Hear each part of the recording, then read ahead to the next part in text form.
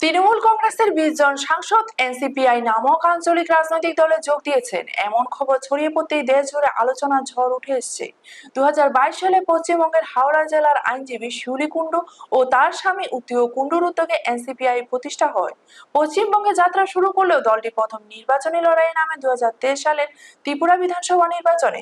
সেই নির্বাচনে কৈলাসহর ও ছামনি বিধানসভা কেন্দ্রে এনসিপিআই প্রার্থী দেয়। 53 কৈলাসহর বিধানসভা কেন্দ্রে দলের প্রার্থী ছিলেন জাহাঙ্গীর আলী। যদিও তিনি নির্বাচিত হতে পারেননি, জাহাঙ্গীর আলী জানান তিনি ও কৈলাসহরের দলিল লেখক জাকির আলী সহ বেশ কয়েকজন একসময় তৃণমূল কংগ্রেসের সঙ্গে যুক্ত ছিলেন।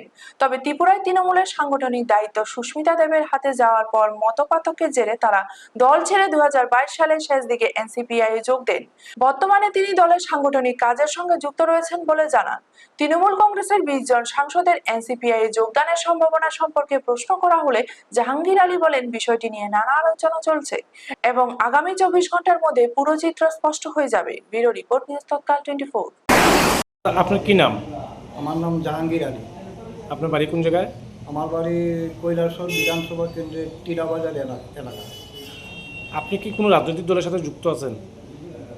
রাজনীতি বলতে প্রথমে তো আমরা তৃণমূল কংগ্রেস করতাম। দীর্ঘদিন তৃণমূল কংগ্রেস করার পরে যখন মমতা বন্দ্যোপাধ্যায় ওই সাংসদ সুস্মিতা দেবকে যখন ত্রিপুরা রাজ্যে দায়িত্ব দিল, কিছুদিন পর ওনার সাথে আমাদের কিছু সমস্যা হয়। তখন আমরা ওনাদের মধ্যে এবং আমাদের মধ্যে মিল হয় নাই, তাই আমরা তৃণমূল থেকে বেরিয়ে যাই।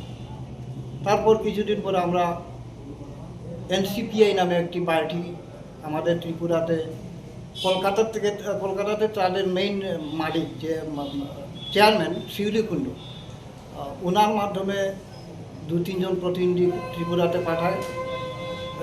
আমার যে মেইন এজেন্ট যে জাকির হোসেন, ওনার মাধ্যমে আমাদেরকে ঢাকায় আগরতলা একটি হোটেলে, ওখানে আমরা মিট করার পরে তখন আমরা দুজনকে ত্রিপুরাতে ক্যান্ডিডেট সিলেকশন করে 2023 নির্বাচনে